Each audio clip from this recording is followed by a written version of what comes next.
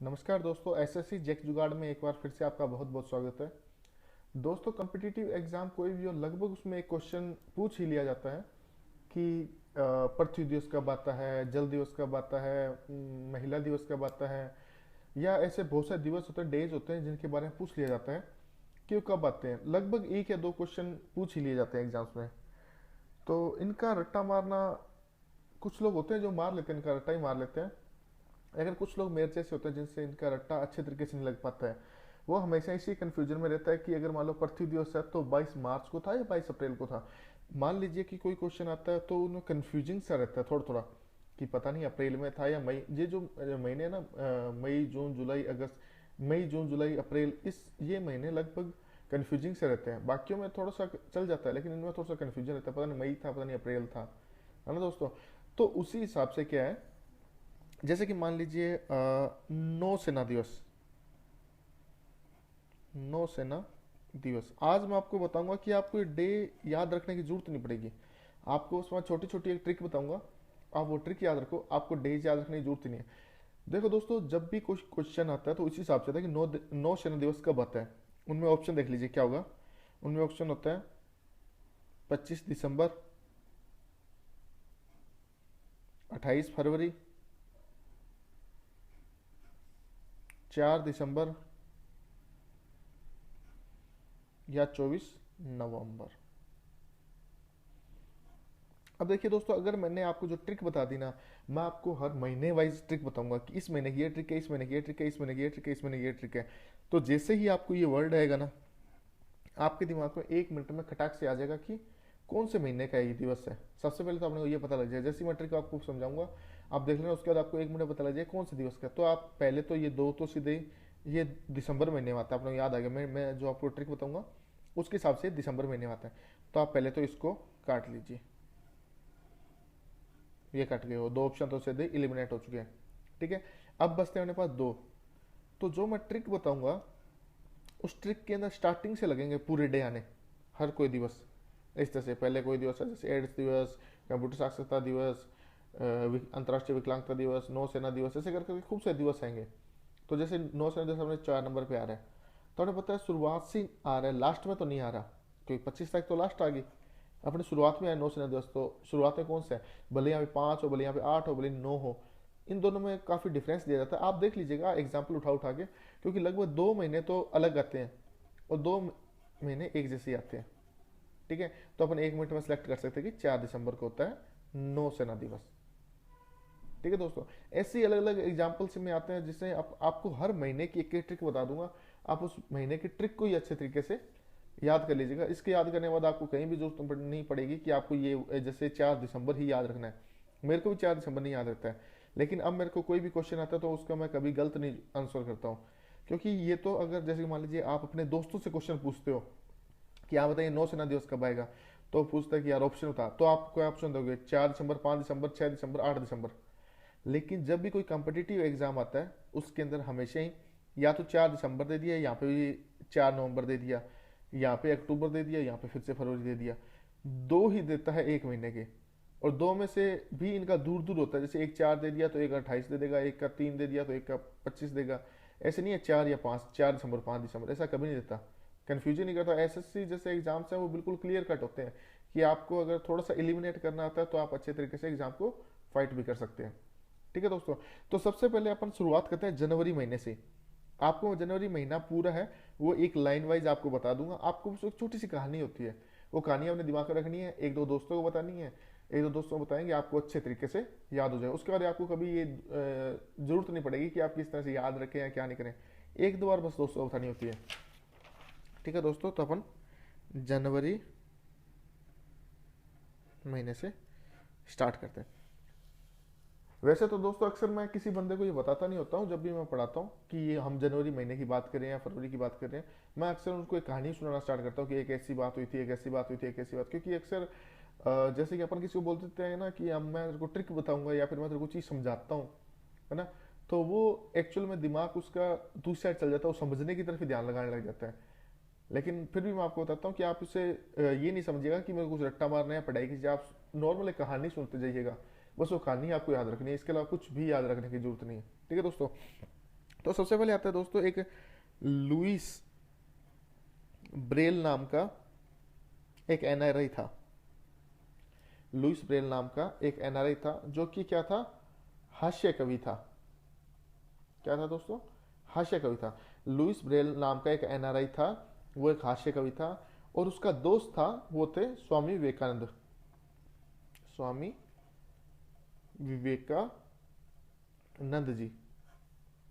ठीक है दोस्तों, लुइस ब्रेल नाम का एक एनआरआई था जो कि हास्य कवि था। उसके दोस्त कौन थे, स्वामी विवेकानंद जी थे। एक दिन इन दोनों को थल सेना वालों ने फोन किया और बोले कि देखो सर, लुइस ब्रेल जी और स्वामी विवेकानंद जी, एक समस्या आ गई है अपने यहाँ पे। कल क्या है, 26 जनवरी है। कल क्या है, 26 जनवरी है, यानी कि अपना गणतंत्र दिवस है। तो उस चक्कर में आज बहुत ज्यादा पर्यटन आ चुके हैं अपने यहाँ पे। बहुत ज्यादा पर्यटक आ चुके हैं, कुछ भी याद रख लें, बहुत ज्यादा पर्यटक आ रहे हैं अपने यहाँ पे और भीड़ बहुत ज्यादा हो रही है। अपने को क्या करना चाहिए, कल जो, आज तो आगे जो आगे, लेकिन जो कल आएंगे उन पे अपन क्या करते हैं, अंतर्राष्ट्रीय सीमा शुल्क लगा देते हैं। अंतर्राष्ट्रीय सीमा शुल्क लगा देते हैं। ठीक है, उन्होंने क्या बोला, थल सेना वाले इन दोनों को फोन करके क्या बोला कि भैया कल 26 जनवरी है और आज बहुत सारे पर्यटक आ चुके हैं यहाँ पे, भीड़ बहुत ज्यादा इकट्ठी हो चुकी है। तो अपन क्या करते हैं, कल अंतर्राष्ट्रीय सीमा पे शुल्क लगा देंगे। इससे जो भी अर्निंग होगी उससे अपन 3 काम करेंगे। एक तो अपन करेंगे सर्वोदय विकास, एक अपन कुष्ठ रोग का निवारण करेंगे और एक अपन शहीदी दिवस बना लेंगे जी। ठीक है दोस्तों, अब आपने याद रखने की जरूरत नहीं है, लुइस ब्रेल नाम का एक एनआरआई था जो कि हास्य कवि था। और उसका दोस्त कौन था, स्वामी विवेकानंद जी। उसने क्या किया, थल सेना वालों को फोन किया। उनको थल सेना वालों ने फोन किया और पूछा कि विवेकानंद जी और लुइस ब्रेल जी, एक बात बताओ, कल 26 जनवरी है और यहाँ पे बहुत ज्यादा पर्यटक बढ़ चुके हैं, तो क्या करें बताओ, पर्यटक तो बहुत, भीड़ बहुत ज्यादा हुई है। तो उन्होंने राय दी कि एक काम करो, कल 26 जनवरी को ना जब ये पर्यटक वापस जा रहे हो तो अंतर्राष्ट्रीय सीमा पर शुल्क लगा देना, ताकि उससे अपनी अर्निंग हो जाएगी, कमाई हो जाएगी। और जो कमाई होगी उससे अपन 3 काम करेंगे, एक तो सर्वोदय विकास करेंगे, एक कुष्ठ रोग का निवारण करेंगे और शहीदी दिवस मनाएंगे। बस दोस्तों, जनवरी महीने में इतने ही डेज हैं जो अपने को याद रखने हैं, जो अपने एग्जाम्स में पूछे जाते हैं। इनके अलावा कुछ भी नहीं है। अब मैं आपको बताता हूँ कौन कौन से डेज है, कैसे कैसे याद रखना है। तो अपन नंबर 1 से बात करते हैं। नंबर 1 आता है, लुइस ब्रेल नाम का एक एनआरआई था, तो लुइस ब्रेल दिवस। अब दूसरा क्या था, एक एनआरआई था, तो NRI day. Number 3, Swami Vivekananda, Swami Vivekananda ji. इनको किन्होंने फोन किया, थल सेना वालों ने। ठीक है, थल सेना वालों ने फोन किया। थल सेना वालों ने क्या कहा कि कल 26 जनवरी है, तो आज कौन सी है, 25 जनवरी। 25 जनवरी को इन्होंने क्या था, पर्यटक बहुत ज्यादा आ चुके थे यहाँ पे, पर्यटन दिवस आ गया। उसके बाद इन्होंने क्या बोला, कल 26 जनवरी है तो गणतंत्र दिवस आ गया। और इन्होंने क्या बोला था कि कल ही अपन जब पर्यटक वापस जा रहे हैं तो उन पर अंतर्राष्ट्रीय सीमा शुल्क लगा देंगे, तो अंतर्राष्ट्रीय सीमा शुल्क दिवस। 8 नंबर क्या था, अंतर्राष्ट्रीय सीमा शुल्क लगा दें तो इससे क्या क्या काम करेंगे अपन, पहला काम करेंगे सर्वोदय विकास करेंगे।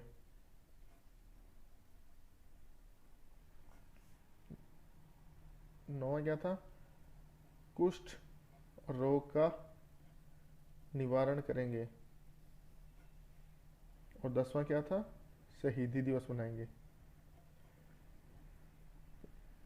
ठीक है दोस्तों, अब मैंने कहा 3 काम करेंगे तो 3 तो इकट्ठे हो गए। 26 जनवरी को उसी दिन अपन लगा दें तो ये इकट्ठे हो गए, मतलब ये 2 एक ही दिन आएंगे। अब अपने को याद रखने की कोई ज्यादा जरूरत नहीं है। आपसे सिंपली क्वेश्चन पूछा, जैसे मान ली इनमें से कोई पूछा जाता है कि जैसे मान ली थल सेना दिवस कब आता है, पूछ लिया क्वेश्चन, थल सेना दिवस कब आता है। अब अपने कुछ भी याद नहीं, ये तो मेरे को नहीं पता और आपको भी नहीं पता है ना दोस्तों। मान लीजिए थल सेना दिवस कब आता है, वो ऑप्शन में क्या देगा आपको, जैसे कि मान लीजिए 15 तारीख मान लीजिए, या तो किस हिसाब से अगर आप मानना चाहें तो जैसे कि आप 18 जनवरी मान लीजिए, 18 जनवरी मान लिया, ठीक है, या फिर मान लिया यहाँ पे 18 फरवरी मानते हैं इसको, 18 फरवरी, 15 जनवरी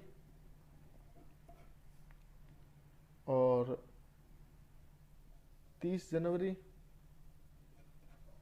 या फिर 24 मार्च। अब दोस्तों अपने को सिर्फ क्या करना है, अपने को सिर्फ इतनी चीज देखनी है कि थल सेना दिवस था, तो थल सेना दिवस से अपनी ट्रिक याद करो। लुइस ब्रेल नाम का हास्य कवि था, लुइस ब्रेल नाम का एक एनआरए था, वो हास्य कवि था, ओ सॉरी यहाँ पे वो हास्य कवि भी था, वो एक हास्य कवि था, स्वामी विवेकानंद जी उसके दोस्त थे, थल सेना दिवस था। तो मतलब ये कोई मिड से में आ रहा है, लास्ट में तो नहीं आ रहा 30 जनवरी, ये तो अपने कन्फर्म हो गया। तो सबसे पहले तो फरवरी महीना और मार्च महीने इसको उठा दो, क्या 23 जनवरी में। फिर अपने देखना है कि वो कब से आ रहा है, अपने जैसे हमने ट्रिक रिवाइंड की तो अपने ये बीच में से आ रहा है ना कि लास्ट में। 30 तो बिल्कुल लास्ट में हो गया महीने के, लेकिन ये तो शुरुआत में है, तो अपना ये भी एलिमिनेट हो गया, तो अपना हो गया 15 जनवरी आंसर हो गया, है ना दोस्तों, ये 15 जनवरी अपना आंसर हो गया। बस इसी तरह याद रखना, अपने को ये याद रखने की जरूरत ही नहीं है, आप बस इस चीज़ को याद करो, ये चीज़ अपने आप याद होती रहेगी। दोस्तों ये तो था जनवरी महीना। मैं अपनी नेक्स्ट वीडियोस में आपको फरवरी, मार्च, अप्रैल, मई, जून, जुलाई, अगस्त, सितंबर, अक्टूबर, नवंबर, दिसंबर, हर महीने की आपको ऐसी ट्रिक बताता रहूँगा जिसके बाद आपको कभी भी याद रखने की जरूरत नहीं पड़ेगी। दोस्तों अगर आपको मेरा ये वीडियो अच्छा लगा तो प्लीज़ लाइक कीजिएगा, सब्सक्राइब कीजिएगा और शेयर जरूर कीजिएगा अपने दोस्तों के बीच में, ताकि वो भी इस चीज़ का फ़ायदा उठा सकें। बहुत बहुत धन्यवाद दोस्तों, थैंक यू।